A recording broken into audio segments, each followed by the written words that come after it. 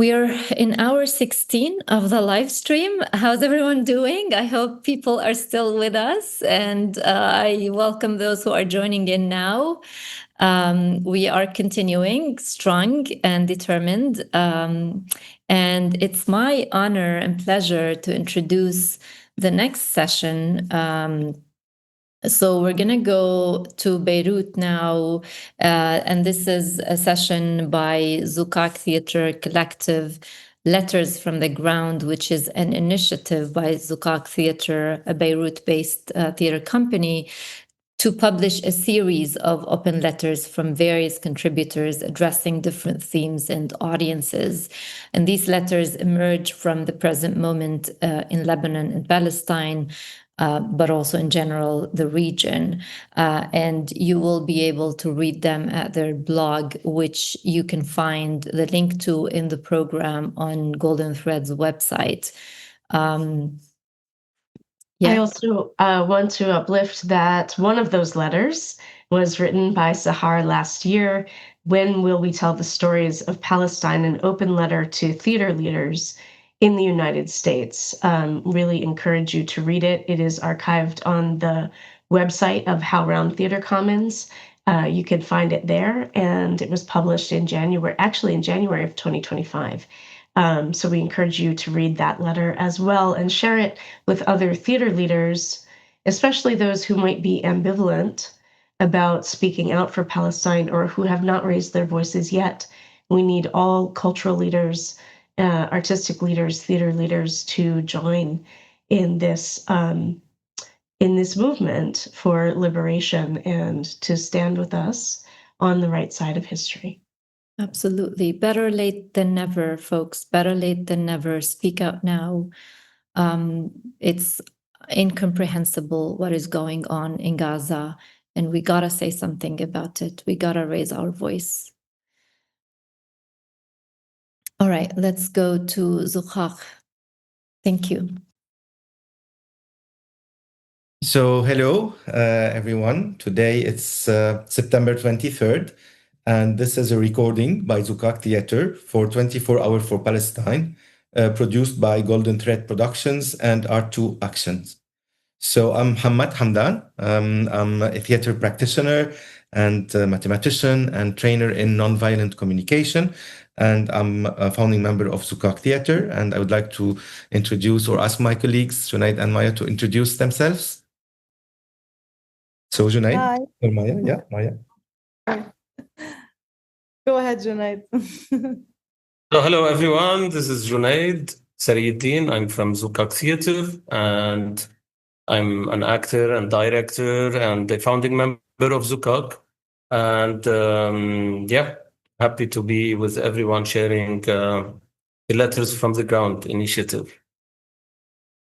Hi, everyone. I'm Maya Zbib from Zoukak Theatre in Beirut. I'm a theatre director, performer, and writer, and founding member of Zoukak Theatre since 2006. Yeah. So we will be holding the space together, Maya, Junaid, and I. I will be just simply watching the time so that we can fit in the 1 hour. And I would like to just start by saying that today, 23rd of September, is 1 year of the start of the latest big attack on Lebanon by Israel. So it's not a normal day for us, even if we try to, think it's normal. Year by year, 1 year ago, we have been subjects to a massive and large-scale attacks that are still present in our bodies until today. And I would like, before we start reading the letter, maybe we introduce briefly the initiative, and maybe Junaid, you can do that, live, stay, and more precisely the letter from the grounds that we started more than 1 year ago. Yes, absolutely. So at the start of the genocide in Gaza, I with my colleagues, we were starting to gather and ask ourselves what can be done at a moment of brutality, at a moment of massive violence that was reaching us also step by step. And at that moment, we always we remembered that the importance is to continue doing what we do and to make from what we do sense, like what makes sense in a specific moment. What does it mean to do theater? What does it mean to hold a narrative in such a times? And so with many other initiatives that we did or actions of survival, of resistance, we one of it was launching a platform called Live Stay. Live Stay is a platform for us and for the community where we belong to stand and hold our narratives and in the face of brutality. So we founded an open mic. We gathered in the theater where people came and shared a lot of their livings and thoughts. And one of the initiatives was to write letters that we called it letters from the ground in order to face the brutality and to bring voices, our voices and other people's voices from the moment, from the ground that we are living on.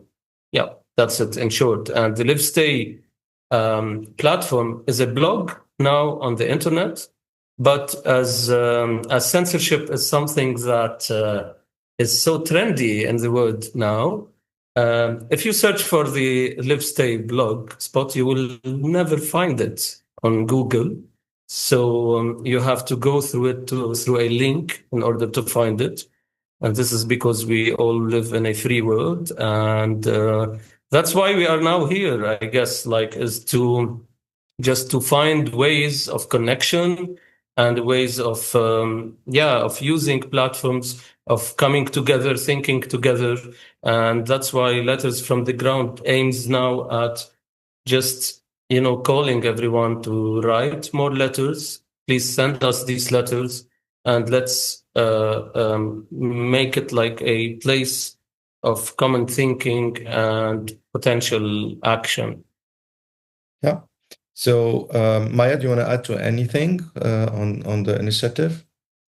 Yeah, I just want to say that it came from a deep sense of helplessness, but also a deep sense of strength that we decided to do these letters, because even though we cannot face the actual machine of killing that is, raising entire regions at the moment, we can still face with our thinking and our words and our coming together.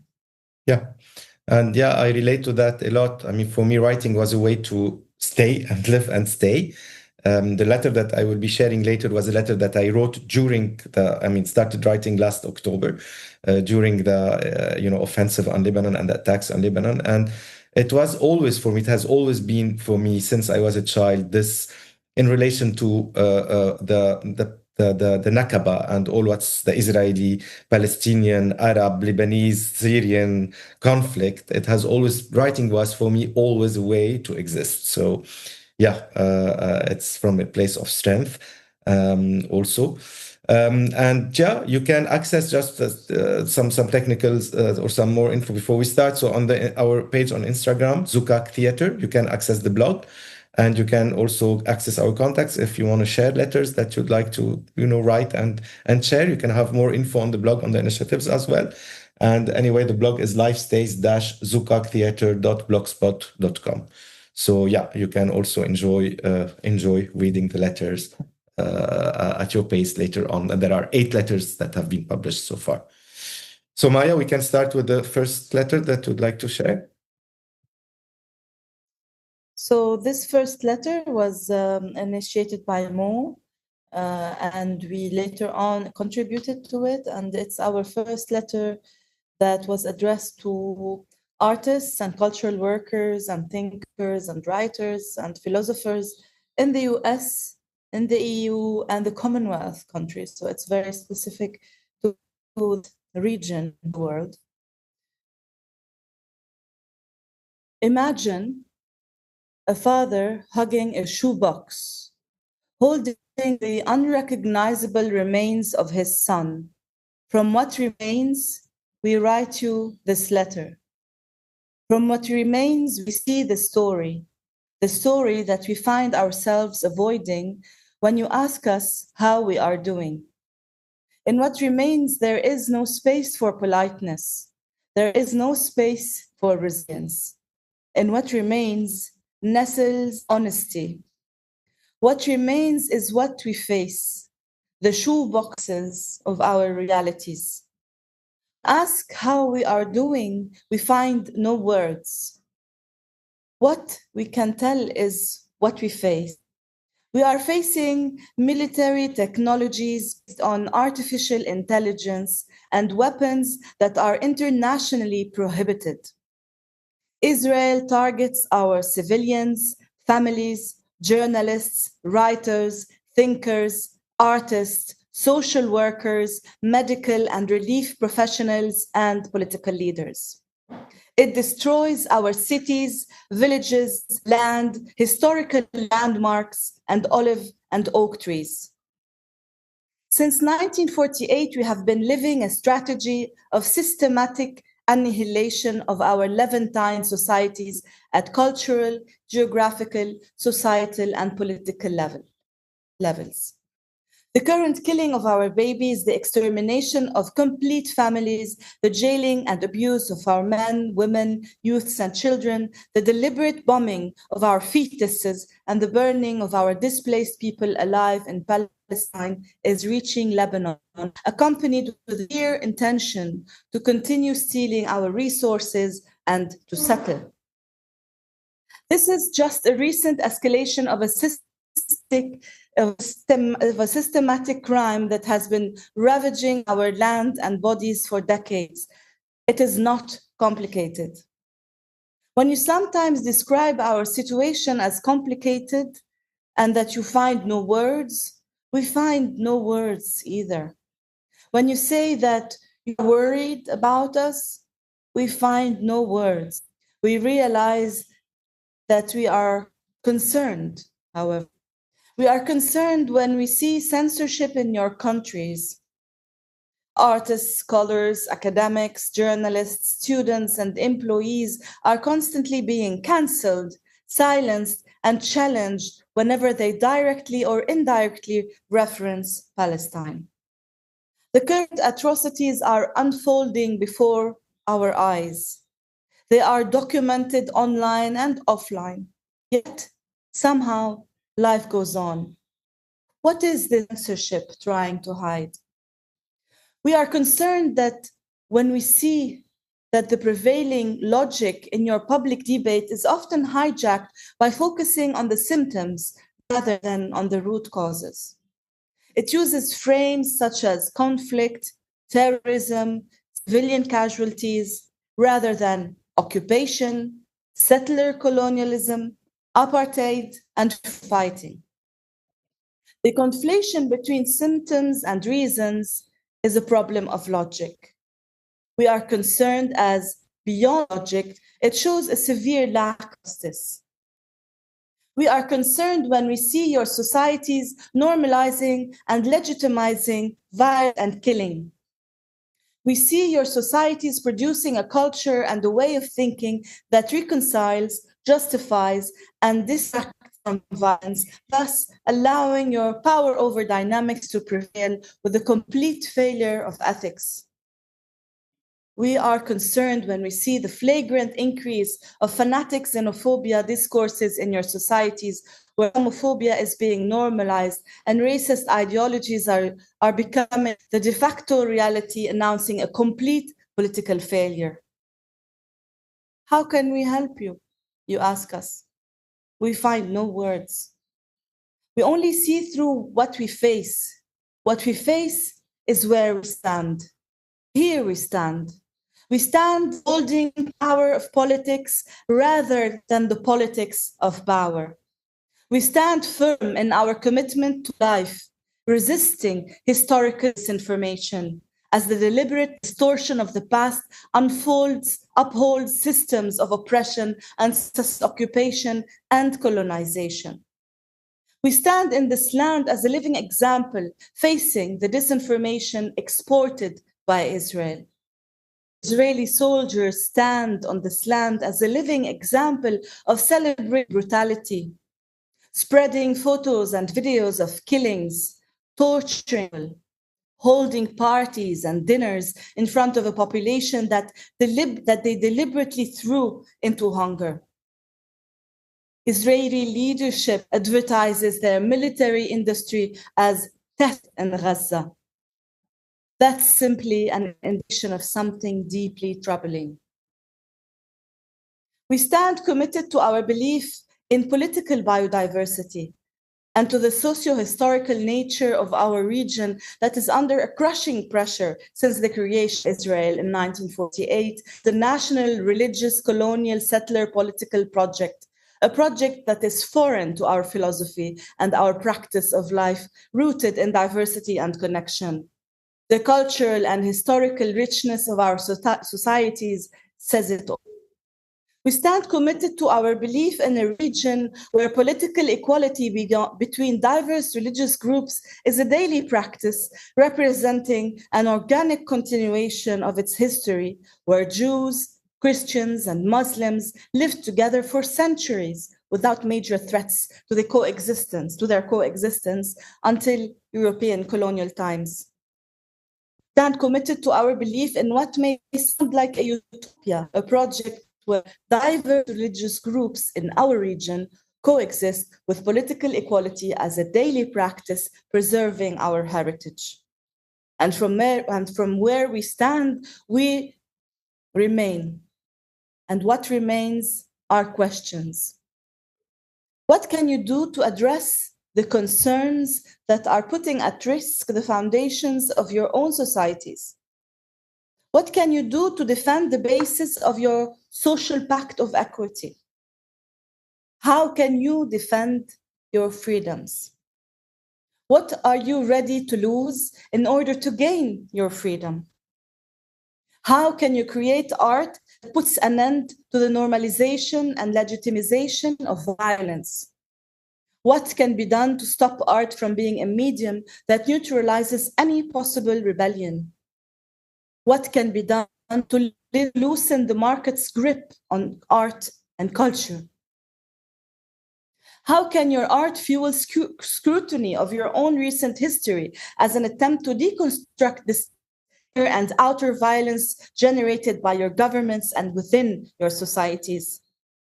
What can be done to create an alternative practice with new paradigms of matter, collectivity, and safety? How can you stop accepting the way scientific technology, the pride of Western civilization, is served first the market of weapons, arms, and systems of control and surveillance that entertain violence?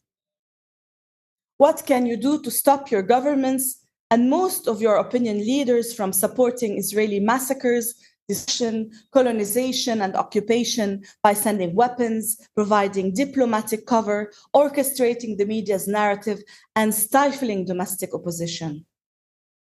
What can you do to stop the international humanitarian law and the institutions that your country champions to uphold from losing credibility, thus leading to larger instabilities and violence across the globe?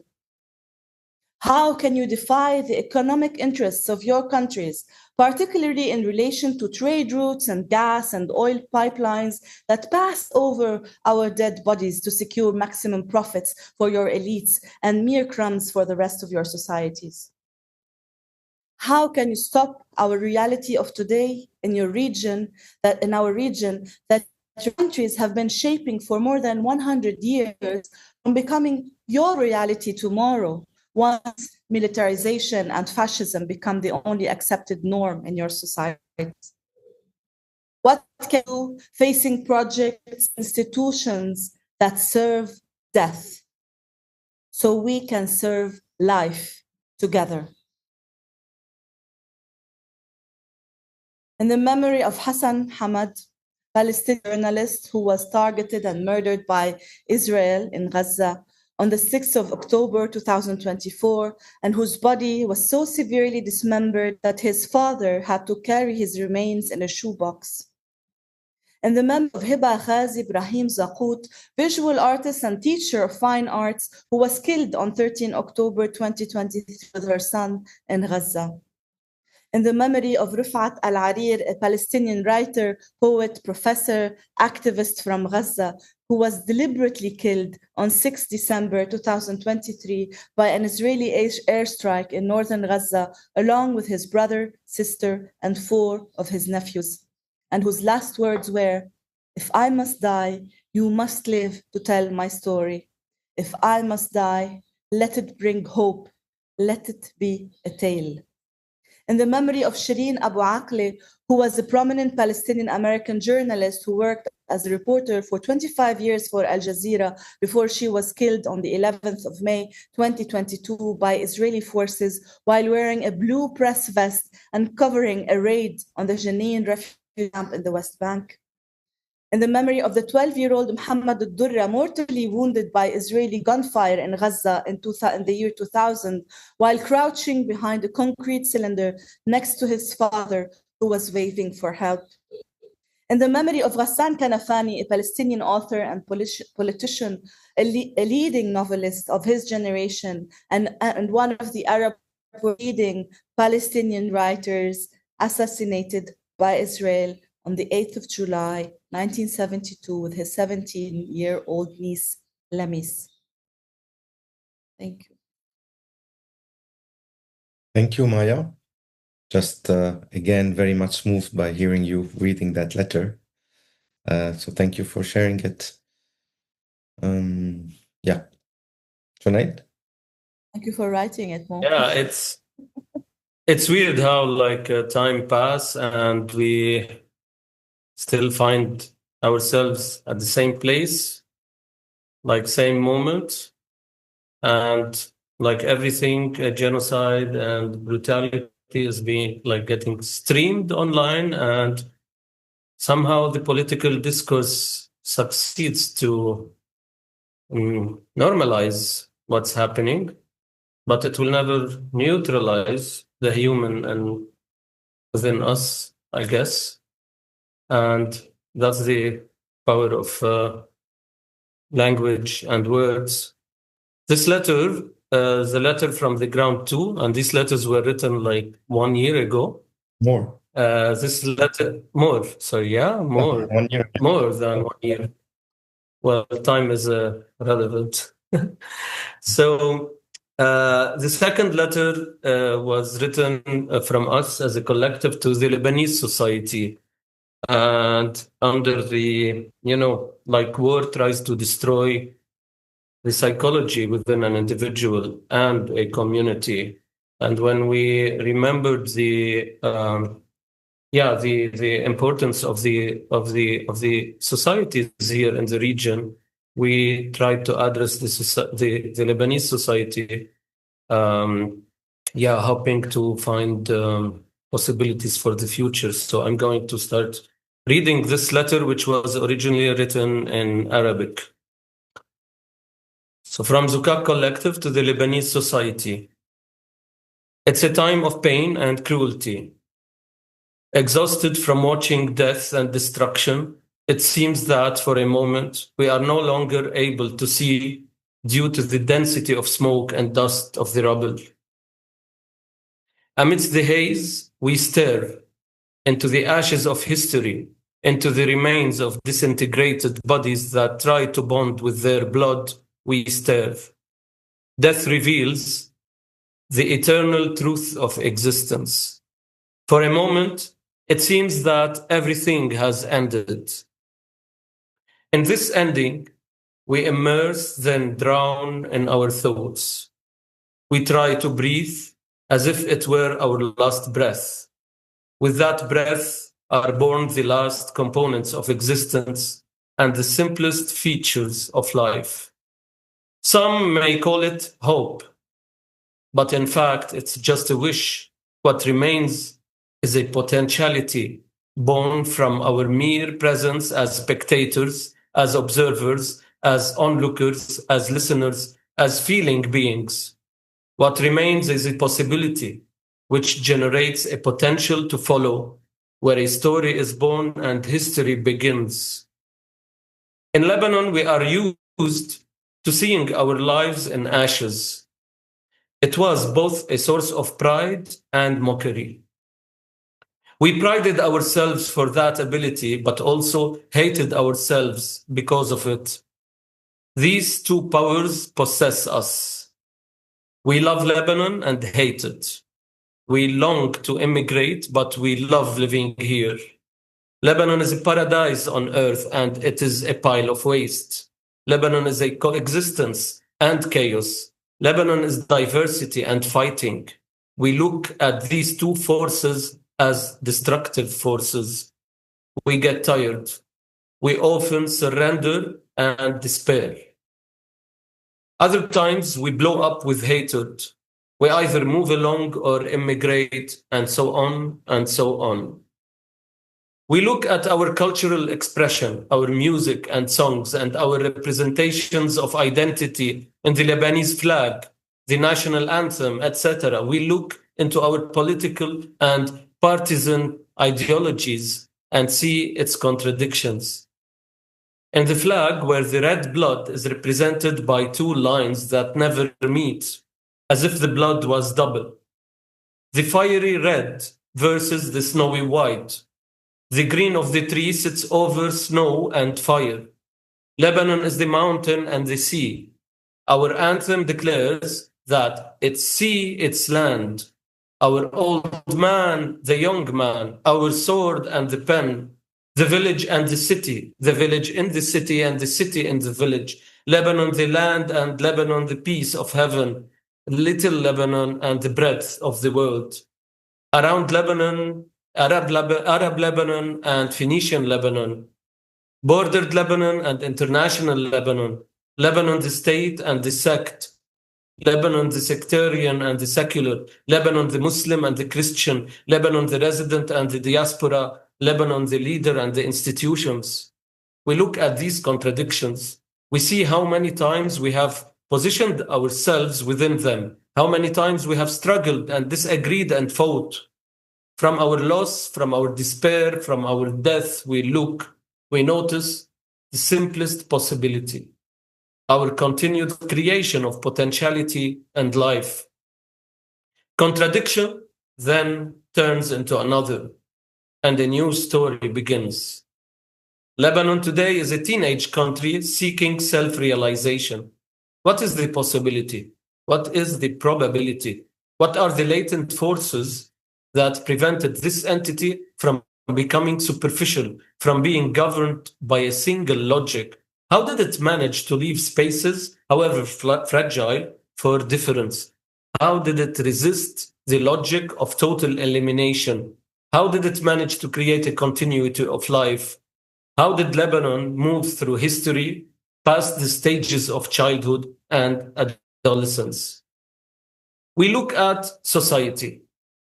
We notice when the financial system began to collapse, people revolted. The COVID-19 pandemic followed. The currency collapsed. The criminal bombing occurred in the port of Beirut.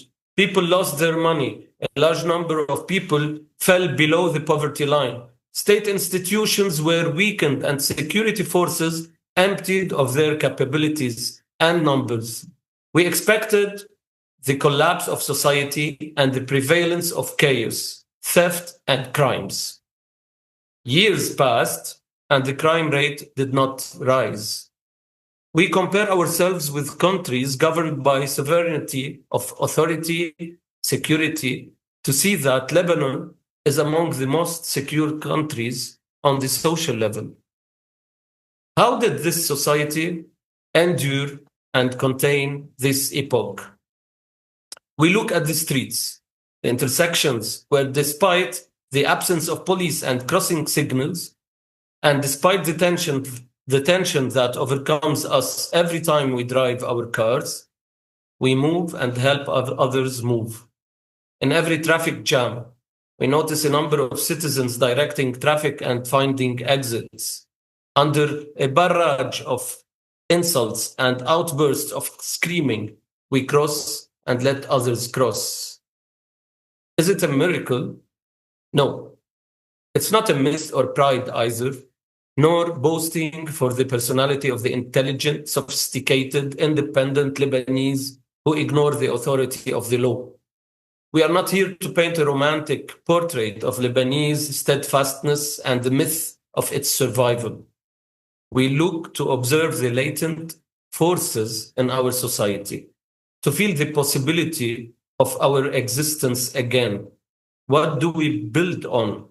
What does our political presence mean? Which Lebanon do we want, and to which Lebanon do we belong? Looking south, we see another model of an entity at the age of adolescence. It builds its structures on the beds of the elderly and the cradles of premature babies, and reinforces its foundations with their corpses. An entity based on a religious narrative in which God has chosen his people and selected them alone. An entity that has stripped the Jews of the region of their natural, historical, and societal presence, and boasts that it is replacing backward, barbaric, savage, and animalistic societies. An entity that does not recognize the final borders of its state, possesses a nuclear bomb, and promotes the idea that small armed groups in its vicinity are capable of annihilating it, while it persists in annihilating a people and a memory. We look at our situation again, at our political entity, at our presence in society.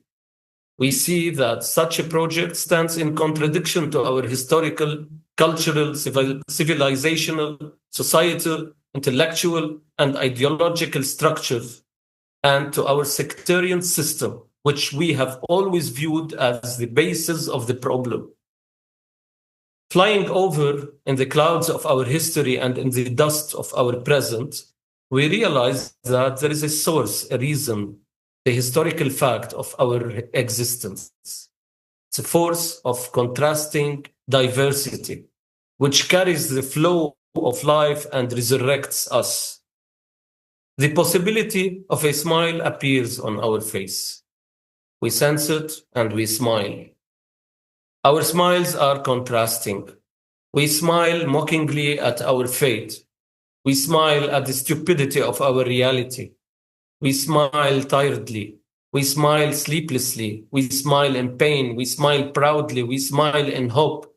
We smile pretentiously. We smile gloriously. From that smile, we create possibility. Whatever it may be, it is ultimately a smile, a flow of life. That is us. We smile and we trust our existence. It is important for us to smile to see what we appreciate, to appreciate what brought us here with all its difficulties, setbacks, mistakes, achievements, and sacrifices. To appreciate that we are not like the ones who threaten us. To appreciate that we are not in the position of the executioner. To appreciate that we are not isolated, cold, neutral, and indifferent. Let us appreciate that we differ on all of this and create multiple possibilities. Let us appreciate that in our different differences, there is something that makes it difficult to flatten us and subjugate us. Let us appreciate that our contradictions lead to actions and results from what we do not know. Once we accept ourselves and appreciate all that has made us continue, we create a unique system from our own reality. And this is also a reality, like now the electricity cut, but still. We are encouraged and ask, what matters? We remember our rich resources of diversity, contrast, cohesion, interaction, disagreement, and difference. We remember that we would not be who we are if we got rid of a specific sectarian group.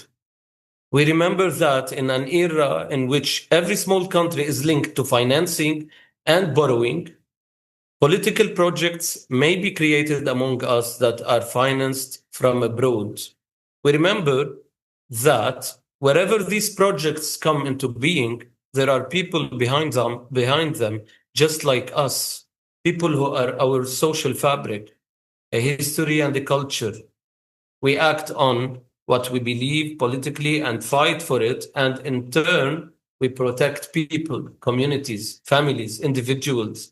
In doing so, we create the possibility and the systems we long for. We realize that we must look at history in order to see in the ideas and experiences that preceded the emergence of the state, of the nation state, the time of the end of the empire, in those political proposals of pluralistic thought to protect individuals and society and run the state, proposals that colonialism thwarted by legitimizing sectarianism as a political system, an entrance to incomplete sovereignty. We believe that the time has come to revive the present of political work by creating new experiences that go beyond colonial thought and the legacies of authority that were founded on the ruins of the Civil War. We believe that the time has come for our political parties to dust off their dust and work to create comprehensive national dynamics that bear in their principles and formations social, cultural, sectarian, regional, geographical, and class diversity. We believe that the time has come for these parties to develop their working tools and create participatory dynamics that restore meaning to political work. We believe that the time has come for us to see that real change begins with practice in parties, movements, groups, families, homes. It begins with each of us. We learn from the moment and from the practices that got us all here. We learn instead of gloating and blaming. We learn instead of being stubborn. We learn instead of mourning and cursing. We learn instead of hoping for salvation. We learn instead of condemning ourselves to failure. We learn to see. We see and listen and learn so that the vision may be clear. Possibility fades away. New questions and actions are born. The meaning of what we stand for is born. We close our eyes.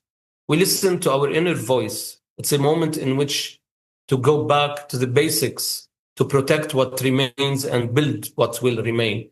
We realize that time has come to move beyond the principle of dependence on an outsider, a country, a project.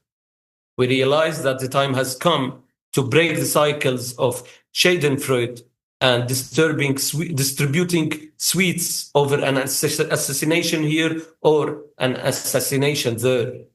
We realize that those candy distributors are few. We realize that killing any person in Lebanon at the hands of a foreigner is a threat to Lebanon, an exposure to its entity, a breach of its security, and a crime that is not a cause for pride or boasting.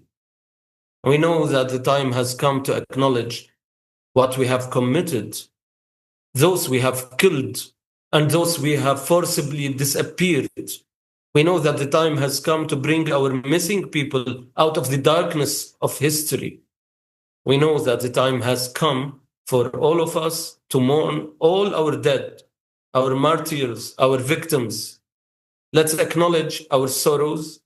Let's comfort each other in our pains and losses. Let's congratulate each other on our steadfastness and survival. Allow silence to contain our reflections, for it will give our political existence meaning and clarity. And from the heart of the entity, another one is born.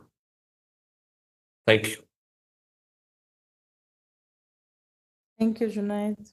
Yeah, thank you, Junaid, for reading the letter. Yeah.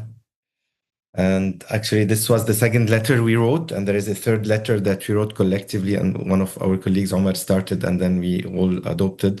If we have time, we plan to read it at the end. And now we selected another letter that I wrote. And actually, after those three first letters, the forum was open to other people to write. So that invitation is again extended to anyone wishing to write something that makes sense in the moment versus what we are living and what we're seeing.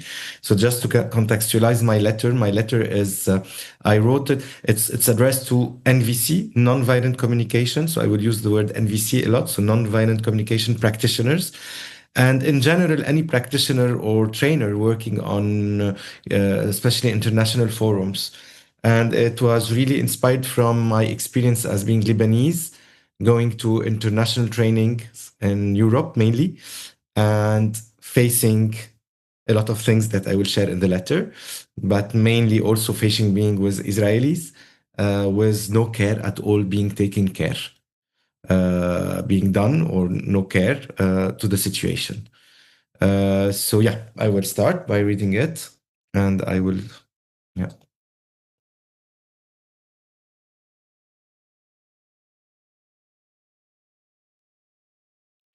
Okay.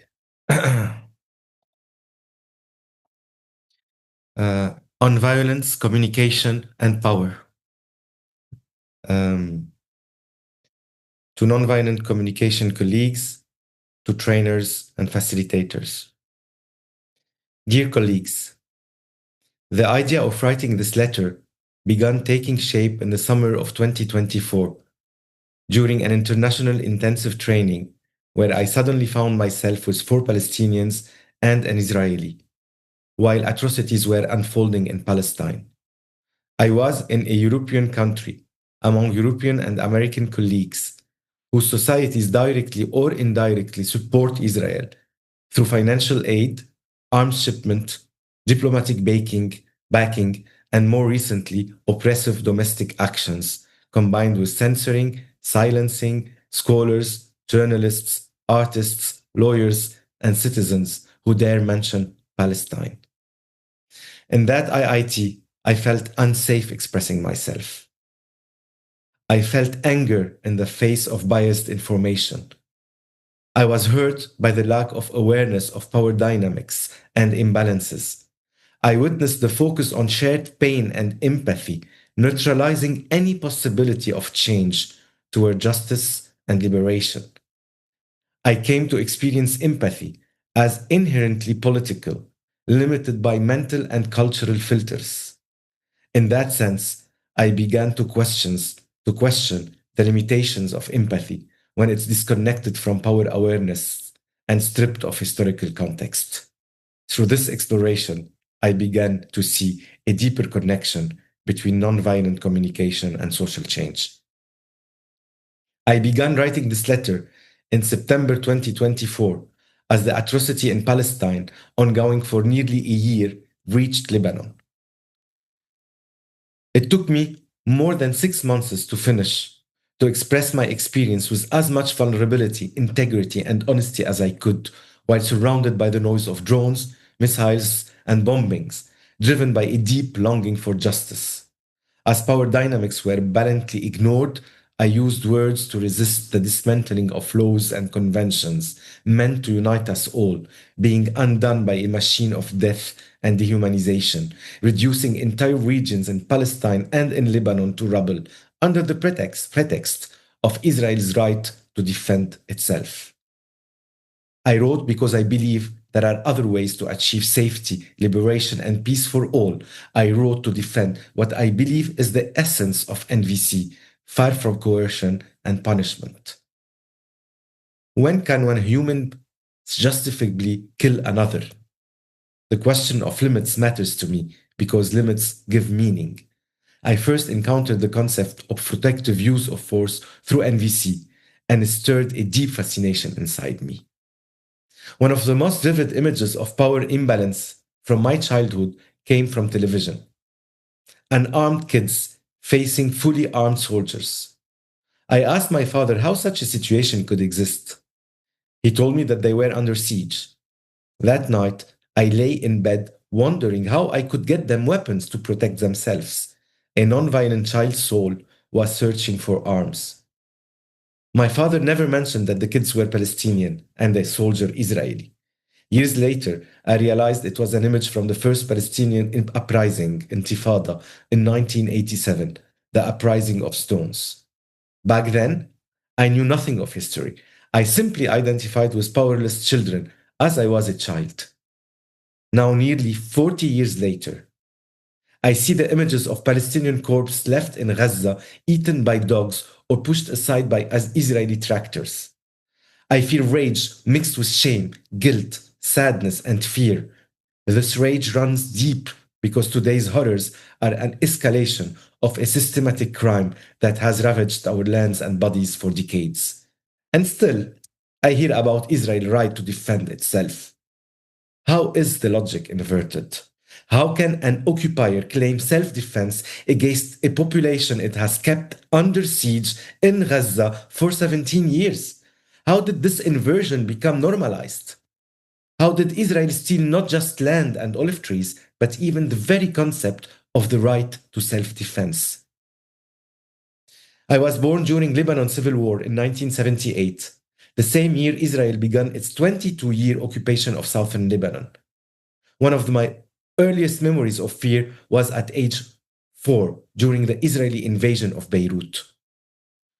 My family and I hid in an underground shelter with our neighbors. At one point, our landlord, sheltering with us, wanted to open the door because it was too hot. Her suggestion terrified me. I feared she might impose her will simply because she owned the building. I imagined the boots of Israeli soldiers above us on the streets. I was consumed with fear that Israeli soldiers would find us.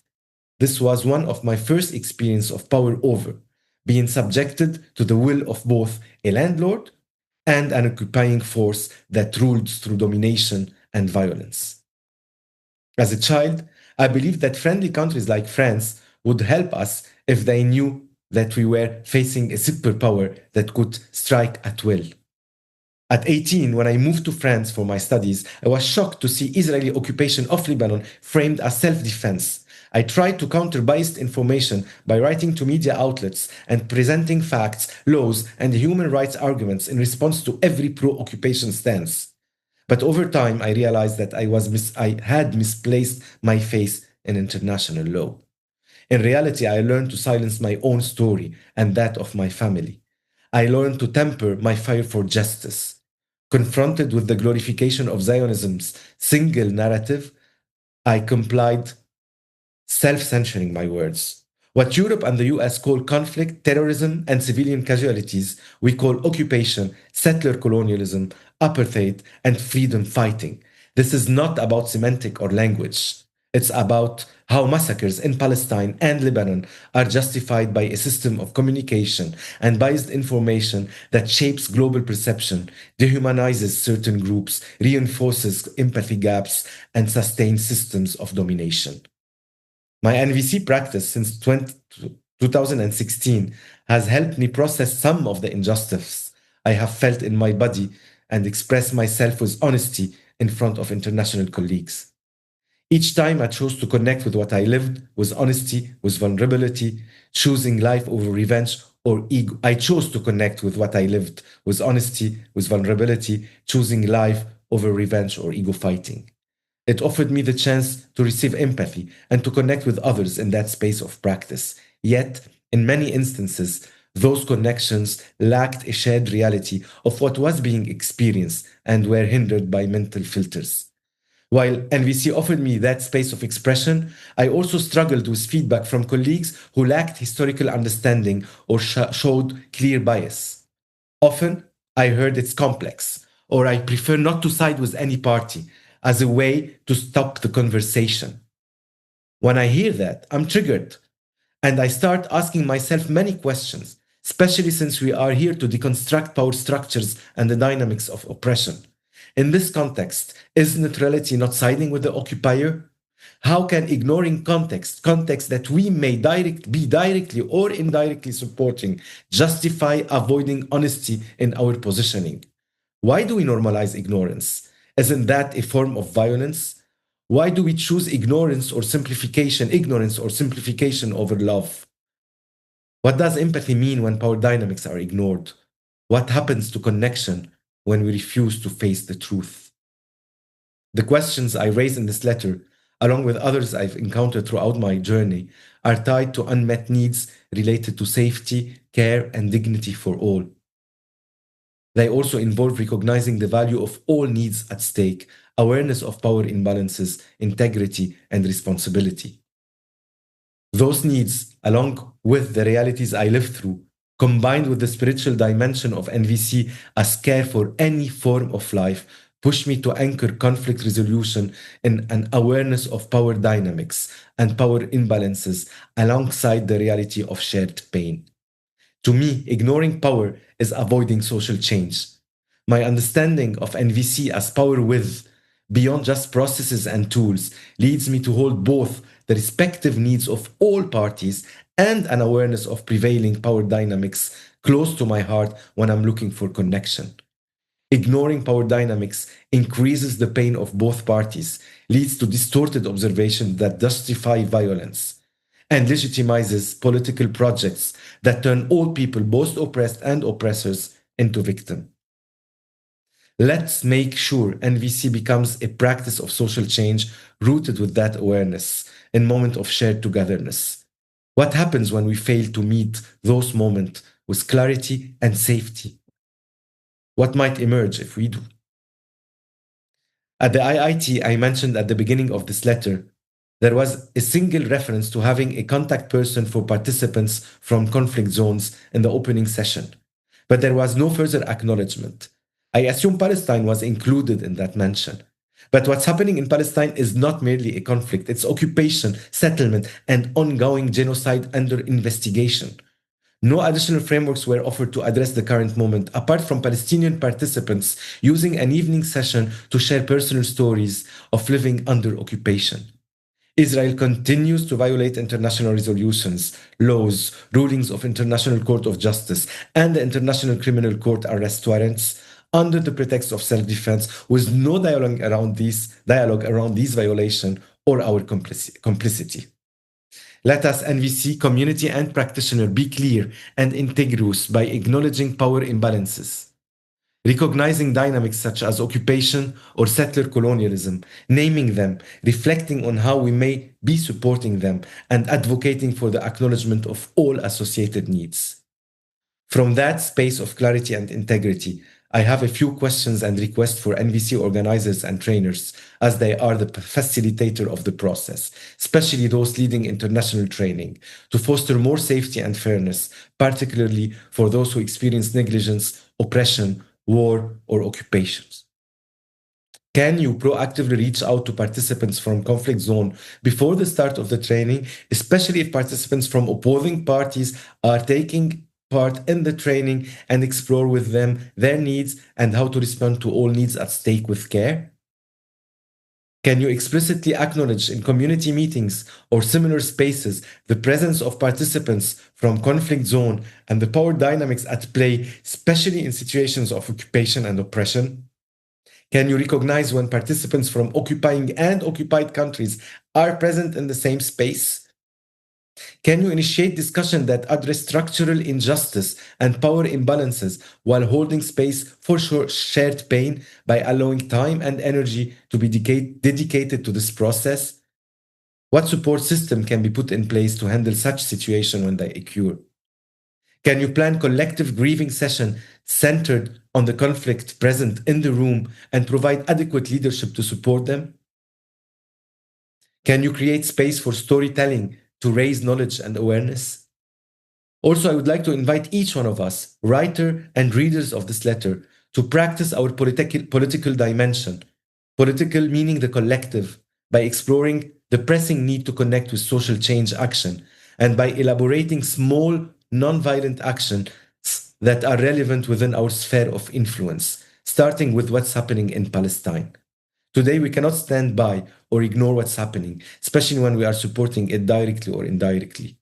To do so would mean ignoring the fact that social change lies within our circle of influence. Let's embrace respect for all human beings without ambiguity, transformative justice, and political clarity when facing racism or colonialism. As NVC practitioners, and as practitioners in general, we have a crucial role to liberate ourselves from conditioning, to relate to others empathetically, and to contribute to social justice. I long for the question raised in this letter and other connected to similar contexts and realities to be at the heart of community building efforts and international forums, so that NVC flourishes in shaping humanity with clarity, integrity, and political consciousness. I do not want to watch the world lose its future to violence. NVC compels us to act and to change oppressive structures.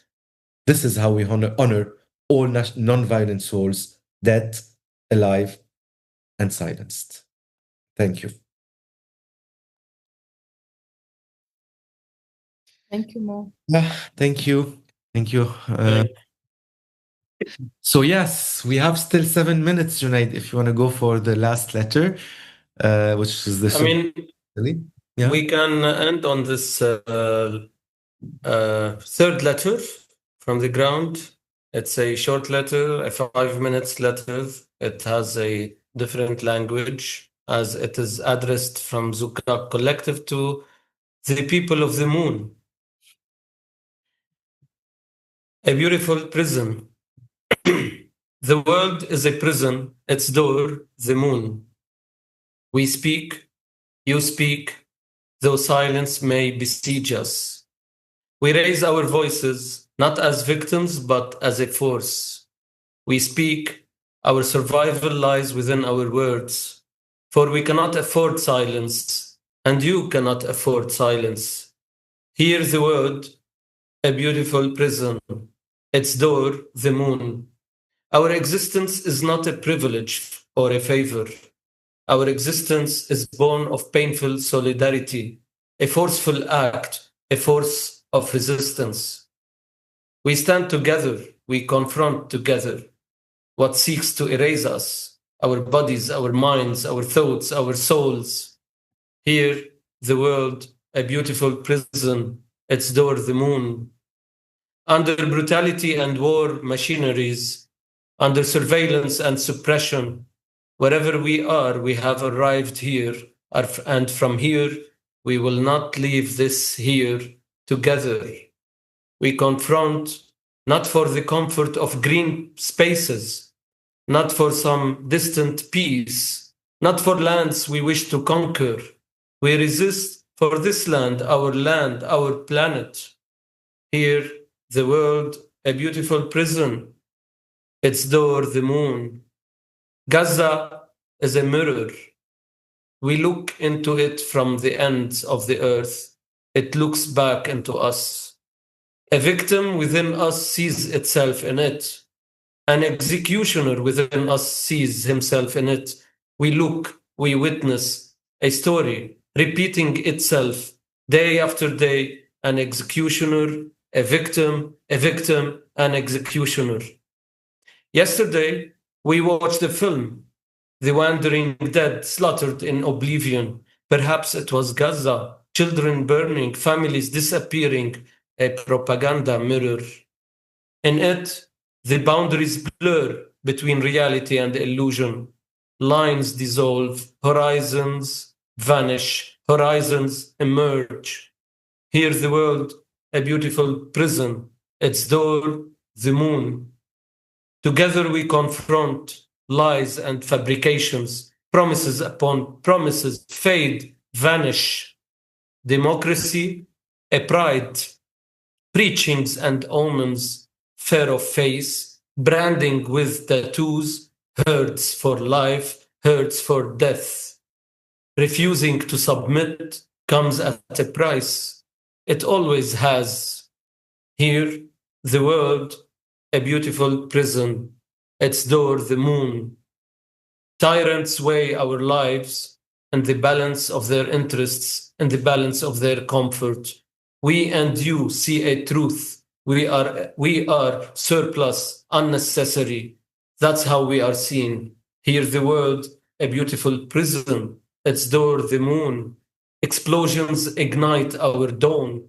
Corpses eclipse our day. And still we remain more than mere victims. We celebrate life with art, with theater, with festivals, with words. We confront death with art, with theater, with festivals, with words. Here, the world, a beautiful prison, with the moon as its door. We stare at its dark side. We see, we worry, we forget, we find peace. We speak from the darkness, words emerge as poetry. We speak from poetry, words emerge as prose for action. When tyranny tears down our door, let us remember our right to resist. When we enjoy a moment's safety, let us not forget our power to stand firm and take initiatives against the tyranny lurking just beyond the door. When we occupy a space for gathering, let us bring it to life as a stage, platform, a space for action. Let it be a place where our thoughts, fears, burdens, and contradictions emerge in every possible way, a spark to ignite reflection in our homelands, with our communities, with our spaces, and wherever our influence may reach. Live, stay, act. For living, staying, and acting are realms, cultural, political, and social spaces, a land of life, a land of dreams and poetry. Let us not turn the moon's splendor into a prison, for here and now, the world is a prison, the moon, its beautiful door. Thank you. Thank you, Junaid. So we still have maybe 30 seconds. So Maya, if you want to share something, you want to say something, Maya? No, I think reading them back since we've written them, since they've been written, it gives me a lot of hope somehow.